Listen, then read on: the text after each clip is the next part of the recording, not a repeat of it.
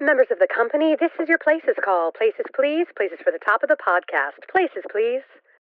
Get ready for a behind-the-scenes look at the glitz and not-so-glam of Broadway, education, and everyday life with Uncommon Sense. Join hosts Christopher Smith and Sharna Lopez as they bring you the best stories and shenanigans that seemingly prove how elusive common sense can really be. So take a little time for yourself to hang out with the dynamic duo Charnopher. And no leaving early, because you might just miss that 11 o'clock number.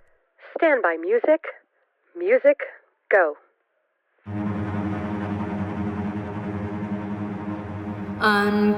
Uncommon sense, the 11 o'clock number.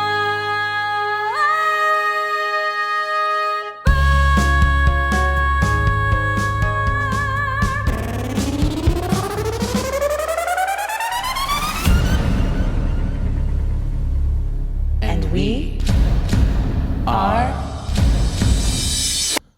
Charnopher.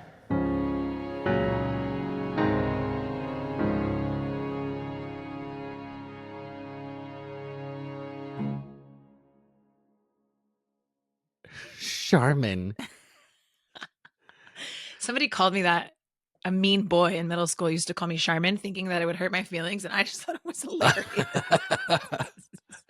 I was like, that's funny. I love job, when buddy. you just play into, you're like confused bullies. You're like, wait, what? I was trying to be mean. Yeah. Why are you laughing? It's so funny though, right? It's like if you let them get under your skin, I feel like that's the whole point. kind of like the story of your life, though. Not bullies, but Yeah. I mean like how you deal with people. It's kind of like whatever. 100%. Like whatever. You want to be a jerk, be a jerk. But if Okay. it's funny, it's funny. This is literally like what we do. We get on here. We in full disclosure, full transparency, Charno fans, we had no idea what we wanted to talk about today. So we were like kind of throwing some stuff around. We found something that we're excited to talk about. Yeah. And then just in the first 20 seconds, I'm like, ooh, that would be a good I'm going to write it down. It's like I'm going to write it down. emotional intelligence and the way that people respond to different situations. Okay, I'm going to write it down. Write it when I down. forget about it, I'm going to write it down right now. Emotional intelligence. It's not what we're talking about today. We're not talking about But- emotional intelligence today, but we are going to talk about artificial intelligence today. I'm sorry. That was an excellent transition. Thank you. Excellent. Okay, hold on. So, I can only do 2 things at once, not 3. okay. So let me just make sure I'm writing. No, I was going to put the note in my recipes folder. That's That is not the correct. place for it. I would never. That's not the place. I'll never be able to find You it. go to cook you go to cook Thanksgiving dinner and you're like, Yeah. oh, that's what I was going to talk about. So funny. Okay. So yeah, Charno fans, we're going to talk about artificial intelligence, but kind of more specifically artificial intelligence when it comes to like education. Because I know Sharna and I are obviously both in education, and we don't have to deal with it directly too much because we're not on the academic end of education. But I do know that it is a big conversation right now. So we're going to join the conversation. Well, and it's interesting because I agree with that statement. We're not on the forefront of it, right? Yeah. I will say my first experience with AI, and we may have already done this little anecdote prior, but for those who are just listening today, this is new. My first encounter with AI, I remember this so clearly. It was several years ago, probably right after the pandemic, and we were back in school, and I was teaching my broadcast journalism class. And one of my kiddos, super smart kid, was like, hey, Miss Lopez, what do you think about AI? And I didn't even know what it was. Like, I didn't know what he meant, you know? And I was like, what do you mean? And he's like, like the computer can do things for you and write things for you. And I'm like, what are you talking about? He's like, watch, let me show you. So he got Let me up show you. on his laptop, whatever site he was using. Mhm. And at the time in the class, we were working on writing scripts for live shots for our broadcasting class. Okay. And he literally typed in the AI dialogue box, whatever you call it, right? Broadcast journalism script for, and then he wrote the subject matter of the topic. Mhm. Not only, I was blown away, because not only did it write it in proper format, literally what I had just taught in the class, but in the formatting, like in a script format, like Yeah. it formatted it for him, not only with like the words and the right thing, Yeah. but I was like, what in the actual, that was the turning point for me where I was like, okay, there's something here, because I don't think it should replace learning in any way, shape, or form. Absolutely. But it really like impressed me. And then cut to January, I was in Costa Rica with a bunch of teachers, right, on that trip. And there was a principal in our group for one of the things we were doing, the canopy zip lining. And we had to ride this little gondola up. Mhm. And this principal from a school back in the Midwest somewhere was telling us how they actually use AI a lot at their school. And the other teachers were really surprised, like, wait, Oh. what? You haven't banned it? He's like, no, we educate the students. And he said, and I actually use it a lot on the administrative end. And he's like, for my newsletters, and I was Yeah. like, whoa, because that's a different, now you're not learning, right? You're just reiterating every month a newsletter or whatever with new information and throw things in. And I was intrigued by it. And I think that is those were the two moments with AI. And that's when I started using it as a sort of jumping off point for some of my letters of recommendation. And that's about as far as I've gone with it. I don't use it for anything else currently. Do you use it, Christopher? I don't have a lot of opportunities to use it. I don't know. Well, I kind of do use it for, like, let's say I'm going to teach on a topic in theory and I want to make a slideshow. This is a hypothetical because I don't use slideshows in my theory class. But if I were to, I would say, can you create me 6 slides about articulations? Yeah. And then it would possibly even create slides. I think Canva has an actual slide creator.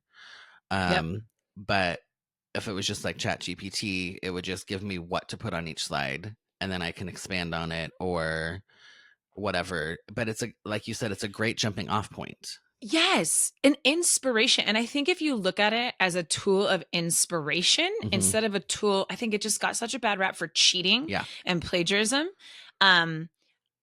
I love, like you said, this idea of a jumping off point. And that's exactly what happens with the letters of recommendation.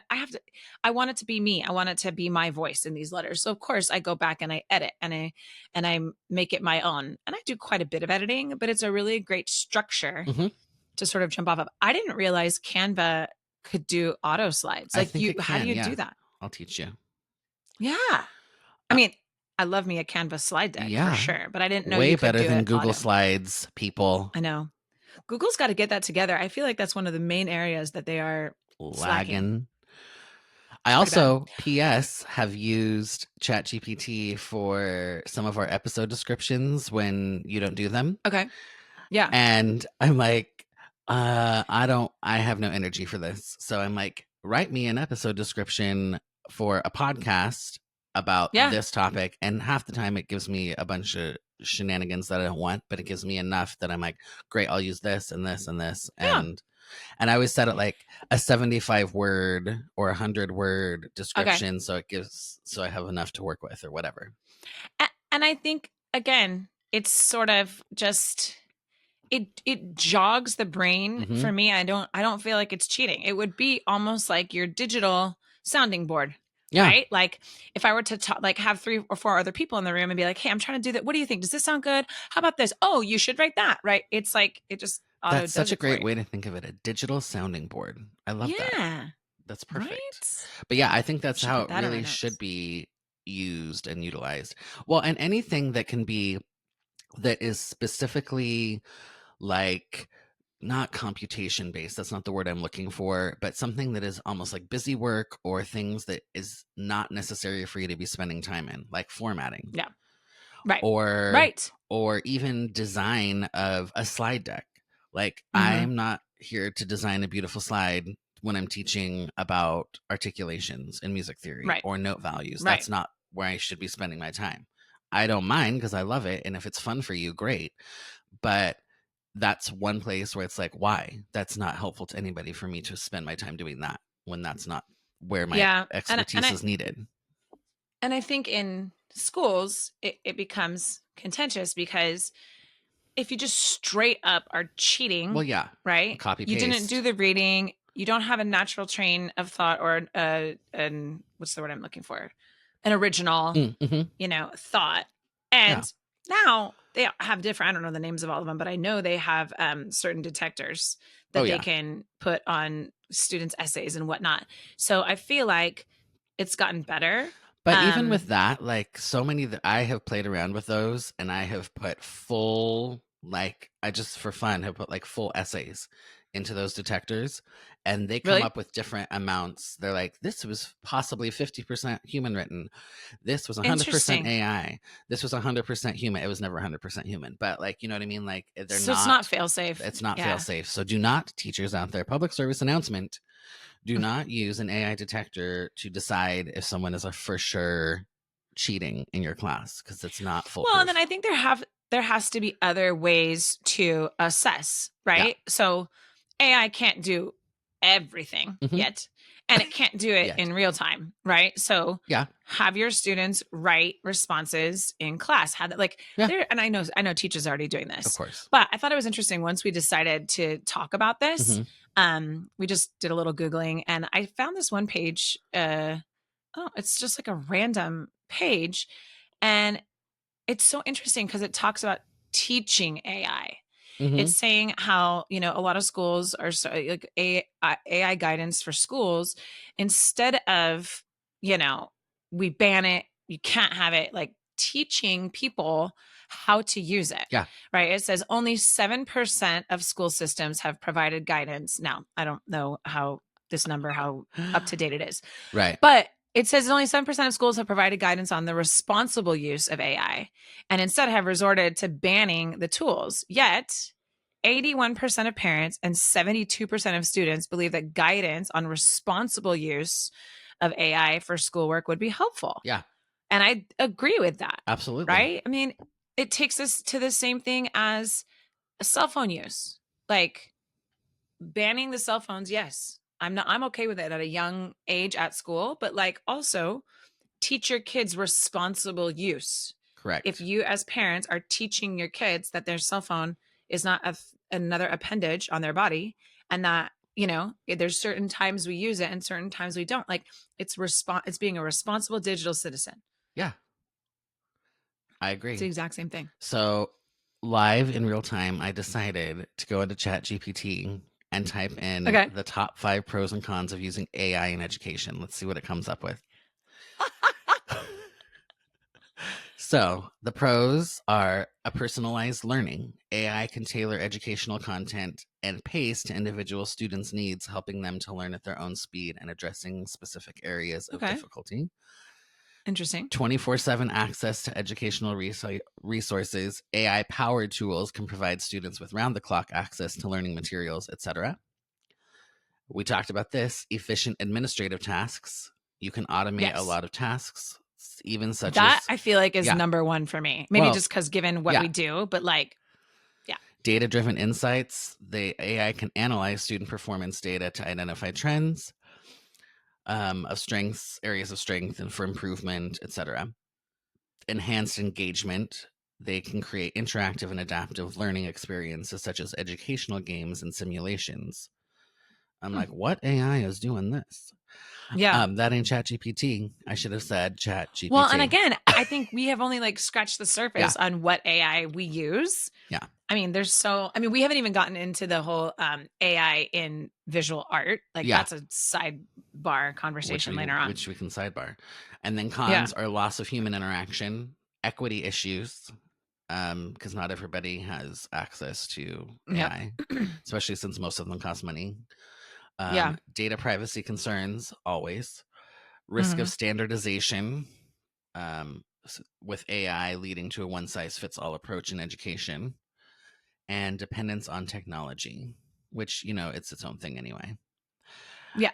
So that was kind of interesting. Thanks, ChatGPT, for self-analyzing, self-reflection. Dependence on technology is an interesting piece. My kid's school is a one-to-one school. Every kid has an iPad. And we love it. It's great. I remember being really excited when they I think it's the 3rd grade. They get their iPad and they do all, and they're learning. It's great. The stuff they're doing, the things they're able to connect with. And this year when we went in for the like welcome back to school or whatever, the 7th grade teacher was like, does everybody see this? This is a planner. And it's like their school planner. and This it would have been is hilarious. called paper. This is called paper. It would have been a hilarious SNL sketch. Yeah. Right? Like if I could write to SNL, like 7th grade parents, you know, and like the teacher and somebody like fainting, you know, or being like, what is this? Yeah. You know? But he was saying that they had done research that the loss of learning, tactile learning, is having a negative effect on our youth. And he is he's the science teacher and technology teacher there. So to hear it coming from him, right? I think it is so true. I think it's this balance of using the technology and learning from it, but also not like, I remember one kid being like, why do I need to learn to write? Like, I just voice it into my computer. And I'm like, well, hold on. Yes and no. Like, and you know, you can go down a what if path. What if your internet goes out? What if this? What about, you know, but I just think that type of learning for our brain is a different type of learning. And so their school is going back to every kid has to have this planner and they all have to write their assignments in it. And Sebastian was like, why can't they just put on Google Classroom? Why do they have to write it in my planner? You know, that is a child after my own heart. But it's true because they've been. Yeah. I know.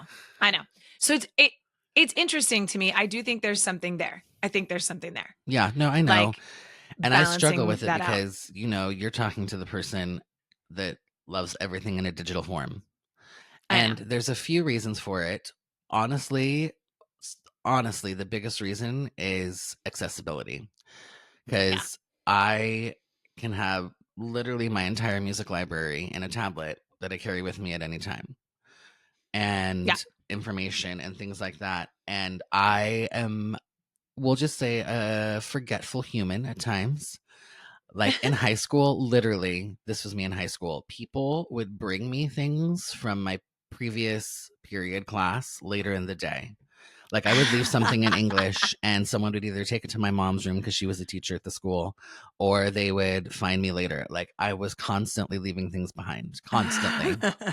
I'm a little better now, but depends on the day. If I'm scattered, it's all bets are off. All bets are off. Yeah. So it's kind of that. It's being able to make sure everything that I don't lose anything. And I've had this conversation with so many people because, you know, a lot of people around me, Elise aren't, for one. Shout out to Elise aren't. But shout out. She makes comments. She's like, I know you're a digital human. However, I really need to do this on paper. She's like, I just really prefer it. And I'm like, I get it. I get it. Some people are like, I know you're a little bit like that. There's certain things that you just, it's easier for you to do on handwritten paper. Interesting with digital and paper. One thing in particular that just jumped out to me, especially because we were talking about Elise, who is an artist. I love writing my choreography down. I love drawing my formations. I need that. And Maddie, who has worked with us and has been on the podcast, she uses this digital app. I found that for her. Freaks or I helped me her without it. Out. I'm like, what? I don't need No. And it made me feel old at first. And then I thought, you know what? It's actually just the way my brain, because I like technology. I use it for a lot of stuff. No, I know. You're a technology human. You really are. But my brain I need to physically like be in that work, if that makes sense. Like I need to draw it myself. Okay. I don't know. It's weird. It's okay. I think the cool thing, sidebar on that one, I think the cool thing about that particular app is that you can watch formations go through a whole piece. Yes. You're like, oh, I love this that. Is true. Yeah. And that's a very visual piece too. Yeah. But I will say, like with spreadsheets and Google in general, because we live in it, I think I'm a pretty good guru in that aspect. Yeah. Where I'm like, I know this. I know all this. I think give me a Google form any day. Google. I love a Google form. I try to use them at all times. I was cracking up. I know now we're on like a digital world sidebar, but I was cracking up the other day. Do you remember when you used to have to, if you had a document and you wanted to share it with somebody and they were going to look at it or edit it or talk, you used to have to email it back and forth to each other? Yeah. There was no live editing on a doc. Mm-hmm. I don't think that kids will ever understand that. Yeah. And I think I have chosen to I've decided to block that out. I've forgotten that. It's done. It's Yeah. gone. I really had But yeah, forgotten that. I think that there's still something, and there's probably a lot of research that's going to be done, because we are now definitely definitely since COVID. Yeah. Right. We've always been a digital society since we've been alive, but like now it's insane. Mhm. And I think there are going to be studies that show, I mean, we already know the effects on it, relationship and socially with kids. Like Jerry brought up this comedian the other day that was talking about mindfulness. It's so funny. It's got bad language in her. I would play it on here. It's so funny. But it talks about how, like, everyone's now about mindfulness and we need to be mindful. And he's like, what are you talking about? I'm mindful. I grew up being mindful, sitting in my car on a car ride, just watching condensation drip off the window. That's mindfulness. That's mindfulness right there. Like when you didn't have the option to have something else distract you. Yeah. Which that is like a constant struggle. We're not going to go down that at this point, but like with kids growing up and like I see it in my kids already, and it's like 6 and almost 4, and it's already like something we're trying to like work with, like the concept of being bored and everything else, and but that's figuring how it out. Creative, how your brain gotta figure it out, learns to be creative. It's okay to be bored. Oh gosh. Okay. So, but I also don't think teachers, unfortunately, I love teachers. We love them. But I also think teachers are sort of falling into that where they feel like they have to have the kids entertained all the time, and they constantly have something in front of them and they're doing something. It's like, just, it doesn't always have to be something right at your fingertips. Yeah. Yeah, that's true. Back to AI. Yeah. So I've literally gone down so many squirrel holes in my brain that I don't know what we were coming back to. You said we'd sidebar that. Oh, AI and art. There you go. So you did remember. Yeah. You're a genius. Yeah.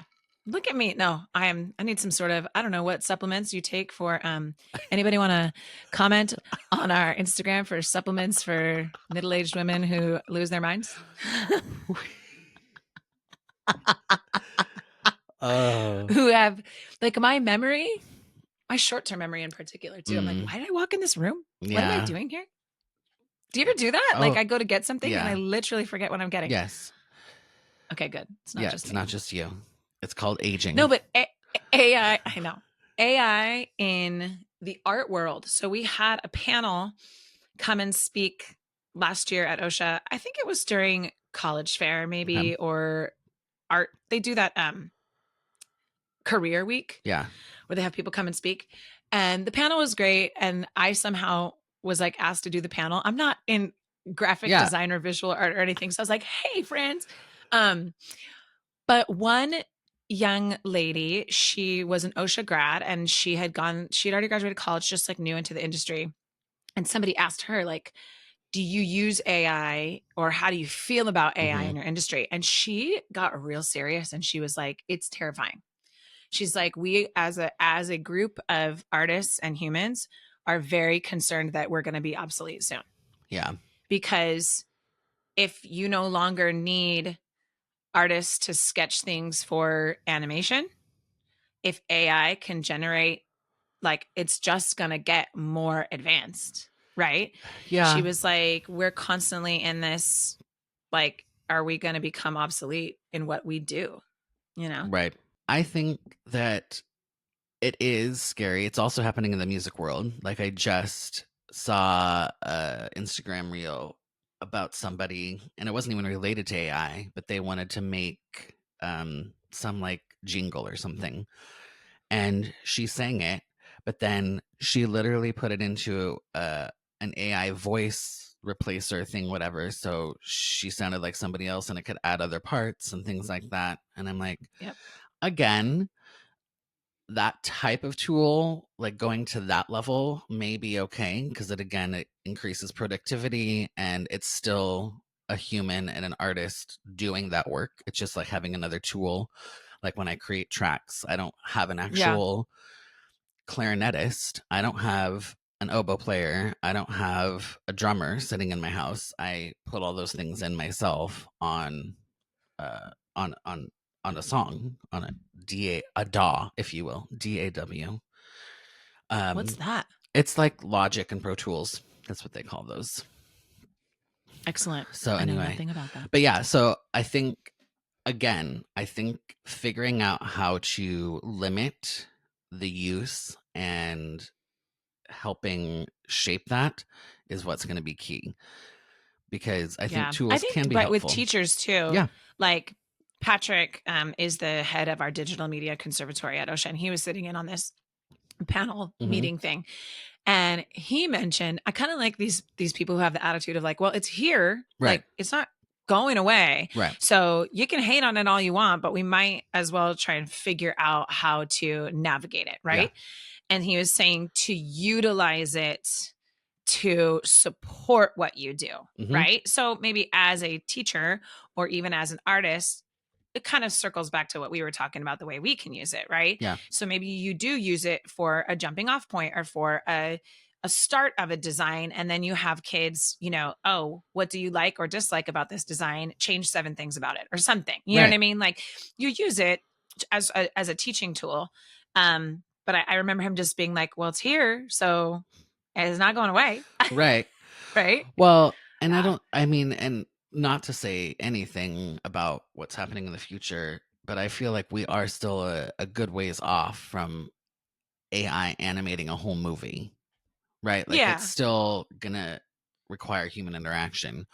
But it can be said, it's not AI, but it can be said by that in any industry. Like we've talked about, or we haven't talked about necessarily, but people in the world are concerned about like fast food jobs going to robots. Yeah. And things like that. Yes. And other jobs going to robots. I thought about this the other day. It was so crazy. I remember when they put in self-service checkouts at like grocery stores and Target, and I was like, what is actually happening? What are we doing? Absolutely not, right? And now I'm like, I'll take the self-checkout all day long, because it's like a vicious cycle of, because now the people who are running or that are the customer service people, they don't have social skills. Right. So I'm like, I don't want to go stand in line. Like I used to like, hey, how are you? Oh, good to see you. Like there was that interaction. More often than not now, you do a drive-through food, you go get Yogurtland, you go to Target, for whatever $12 it million. is. Yeah. I thought about it so often this weekend.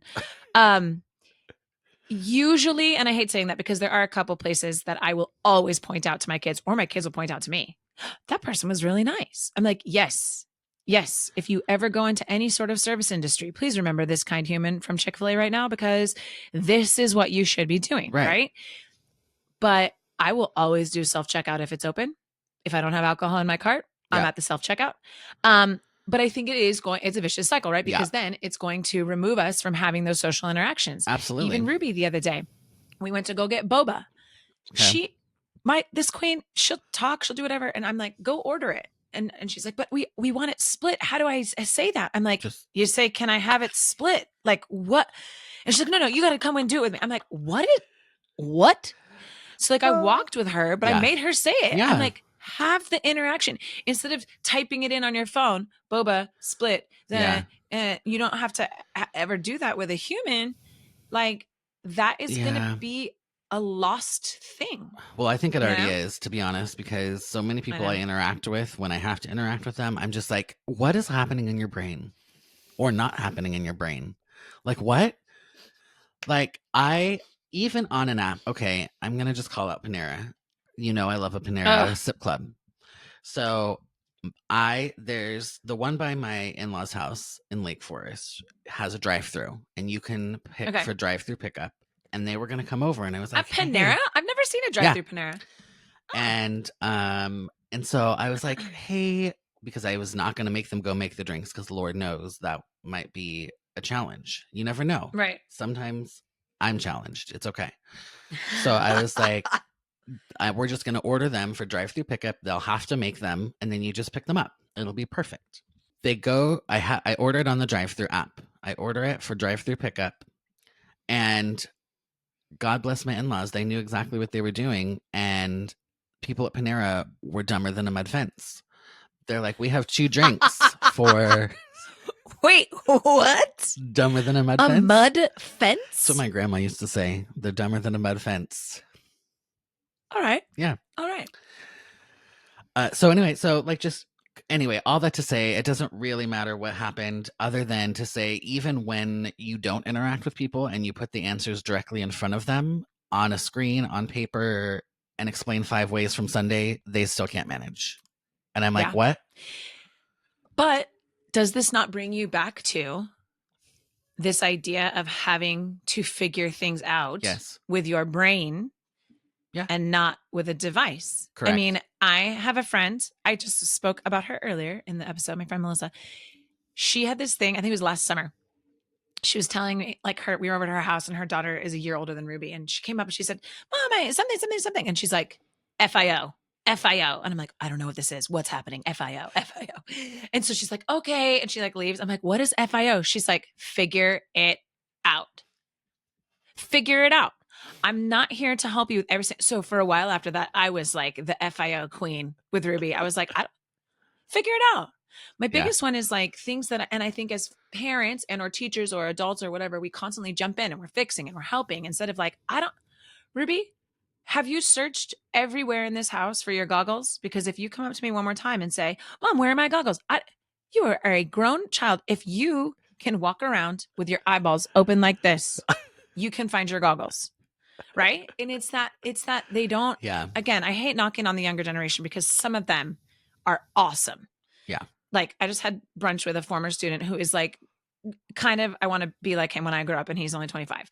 Yeah. But a lot of them, that is what's happening, is that someone hasn't held their hand and been like, "Hey, Joey, now we do." And like, they're like, "Oh, I gotta do it myself. I gotta figure this out. I gotta find like a problem solving, Mhm.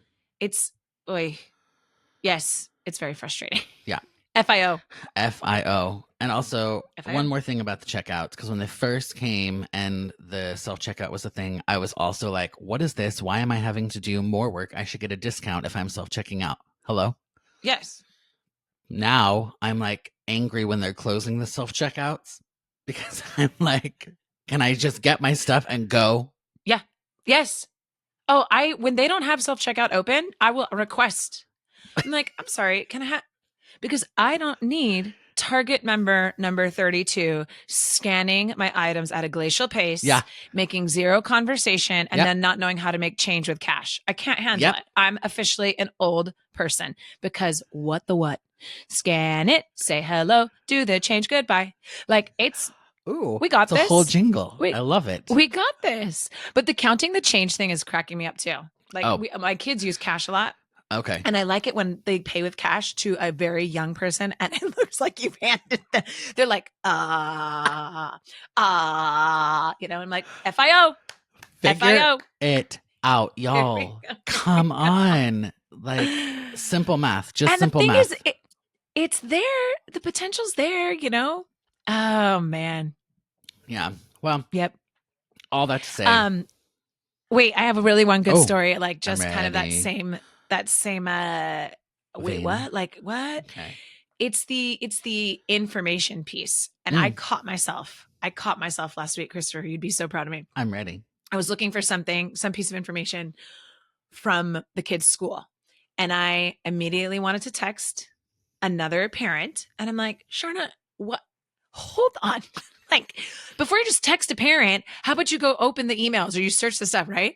So then I opened a couple emails and I couldn't find it. So then I was going to text one of the people I know that works at the school. I'm like, Sharna, do not be that parent. Like, it took me an extra few minutes because I had to dig or whatever. Right. But I was like, this is how we learn to figure things out on our own. Oh my goodness. But also put the information in the email that you need. And also make it accessible. I hate when there's no like landing for things and there's just like emails that are sent out over and over and over and over. It's like having one landing spot for stuff would be amazing. It's called a website. Well, AI and FIO. That's the name of this episode. AI and FIO. FAIYO. I don't know. Or FAIO. Figure AI out. That's too much for me. I can't figure artificial intelligence out. Okay. Devolved into madness. Okay. So, yeah, AI, we are on the fence, I think is what it is. We think it is useful. We think it is a Yeah. great tool. And I think everybody can kind of get on board with that. We just have to make It needs sure to that be we are keeping managed. it in check. Also, I know we were wrapping up, but also it's a huge power consumption. P.S. What do you mean? All the like server farms and everything draw so much power, literal physical power to run and do computations and calculations that it's becoming an actual issue. Where are these server farms? Where are these located? Throughout the world, throughout the United States. They're like just built in the middle of nowhere, drawing kilowatt. I can't speak the right terminology for power, but lots of power. Fine. Lots of power. Dang. So that's crazy. It's its own thing. That's a problem with AI. But anyway, It's fun to make fun designs, and can't wait to see what Apple does with the Apple Intelligence in the new operating system coming out in a few weeks. Is that what they're having? Apple Intelligence? It's their like the big thing, Apple Intelligence. Oh, which reminds me, guy. Everyone that's so fearful of AI, we've really been using AI for years. Meaning just like different, like a smaller, more contained version. But every time you search a picture by face in your phone, you're like, let me find all the pictures with Grayson in them, or let me find all the pictures with Ruby in them, or whatever. Same thing. That's all AI. So everyone who's terrified of it, just calm down a little bit, take a breath. Calm down. Everyone that thinks AI is the be all end all, we're not there. And that should not be where we're headed. A nice middle of the road is the Charnopher way. Yes. And on that note. So thanks for listening, Charno fans. Like and subscribe on YouTube. Follow us on Instagram at Charnopher Official. Check out uncommonpod.com. Learn more about us. Maybe get some merch. And on that note, Charnopher out. Out. Ooh, I want to put my pretty finger in there. Pretty finger. Oh, I like the pretty finger. I love it. Thanks. Boom. Boom. This concludes another episode of Uncommon Sense. If you're ready for more of this fresh, hilarious, and unique perspective on the world of entertainment, education, and life, be sure to subscribe right now to catch every episode. If you gasped, laughed out loud, or even snorted, share the show with your friends and aspiring entertainers because, let's be real, sharing is caring. For more Charnopher, tune in to their witty insights by checking out the website uncommonpod.com or connecting on social media. Tune in next week and get the real insider scoop on another episode of Uncommon Sense.